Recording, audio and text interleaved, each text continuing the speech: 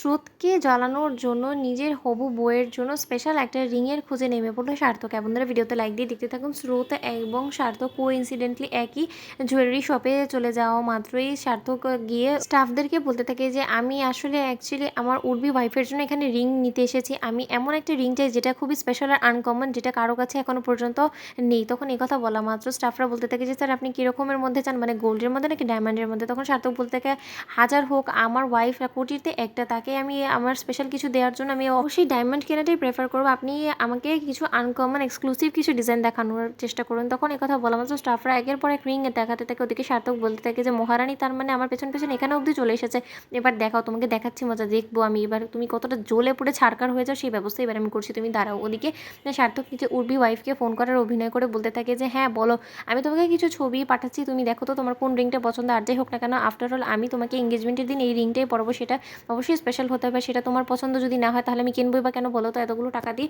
ওদিকে স্রোত বলতে থাকে যে বাবা একবারে প্রেম উপচে পড়ছে, যেখানে কিনে এত রুক্ষ সূক্ষ্ম মানুষ একটা ছিল তার মনে আবার এত প্রেম, বাবা প্রেমে তো হাবুডুবু খাচ্ছে এখন সার্থক স্যার। এই বিষয়টা আর যাই হোক না কেন সার্থক স্যারের বাবার তো অবশ্যই জানা উচিত। ওদিকে সার্থকের বাবার কাছে স্রোত ফোন করে বলতে থাকে যে আচ্ছা আঙ্কেল, তোমার ছেলে যে এত দিন ধরে চুটিয়ে প্রেম করছিল ওই মেয়েটার সাথে, তুমি সেটা জানতে না, তা সত্ত্বেও তুমি আমাকে কোনোদিনও বলোনি কেন বলো তো?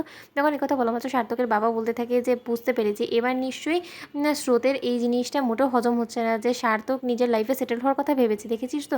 ওদিকে সার্থকের বাবা সার্থকের পিসিমণিকে বলতে থাকে যে একবারে তীর নিশানায় লেগেছে, ওরা একে অপরকে জ্বালানোর জন্য এক্সট্রিম লেভেল অবধি চলে গিয়েছে, তুই জানি। অন্যদিকে সার্থকের পিসিমণি বলতে থাকে দাদা যে অনুযায়ী এই সব কিছু গড়াচ্ছে আমার তো কেন জানি না ভয় ভয় করছে যে হঠাৎ না আমরা ধরা পড়ে যাই শেষ অবধি, কারণ শেষ অবধি আমরা পাত্রীরা কোথা থেকে খুঁজে আনবো বলো তো? সত্যিকার অর্থে তো সার্থকের জন্য আমরা কোনো পাত্রী এখন অবধি খুঁজে উঠতে পারিনি। তখন এই কথা বলা মাত্র সার্থকের বাবা বলতে থাকে শেষ অবধি পাত্রী কোনো রকম কোনো প্রয়োজনও পড়বে না, তুই দেখে নিস। ওদিকে দোকানের স্টাফরা স্রোতকে দেখে বলতে থাকে যে ম্যাডাম আপনার কীরকম রিং চাই, জেন্টস রিং লাগবে নিশ্চয়ই? তখন একথা বলা মাত্র স্রোত বলতে থাকে হ্যাঁ, আর আমার উডবি হাজব্যান্ডের না অনেক বেশি এক্সক্লুসিভ ডিজাইন পরার ওপর সবসময় অভ্যেস আছে, তাই তো আমি আপনার কাছে এসেছি এই শোরুমের সব থেকে এক্সক্লুসিভ কিছু ডিজাইন দেখাবেন যেটা কিনা আমার এবং আমার উডবি হাজব্যান্ডের দুজনেরই পছন্দ হবে, সেরকম কিছু হ্যাজ টু বি স্পেশাল। তখন একথা বলা মাত্র সার্থক বলতে থাকে বাবা একবারে দরদ উতলে পড়ছে নিজে উডবি হাজব্যান্ড হাজব্যান্ড করে, যে না বরটা দেখেই তো যে কেউ হেসে পড়বে, তা সত্ত্বেও ওর সাথে বেমানান, কিন্তু তারপর ওর এমন মনে হচ্ছে যে ওই সব থেকে বেশি ভালোবাসে ওর ওই হবু বরকে, যাচ্ছে তাই। ওদিকে কথা বলা মাত্র স্রোত বলতে থাকে কী ব্যাপার স্যার আপনি কী বলছেন? তখন সার্থক বলতে থাকে যে আমি তোমাকে কোনো কিছু বলেছি, তুমি অন্যের বিষয়ে আড়ি পারতো কেন বলো তো? তোমার এই অভ্যেসটা কি যাবে না নাকি? ওদিকে শোরুমের স্টাফরা বলতে থাকে যে স্যার আপনারা একে অপরকে চেনেন, তাহলে আপনি বরঞ্চ ম্যাডাম ওনার জন্য একটু চয়েস করে দিন না রিংটা, উনি বড়ও বেশি কনফিউজ হয়ে গিয়েছে। ওদিকে স্রোত বলতে থাকে আমার বয়ে গিয়েছে, ওনার উডবি ওয়াইফকে উনি বরঞ্চ ফোন করে জিজ্ঞেস করেন কীরকম এক্সক্লুসিভ রিং পছন্দ। তো বন্ধুরা ভিডিওটি ভালো লেগে থাকলে লাইক এবং শেয়ার করে সাবস্ক্রাইব করতে ভুলো না।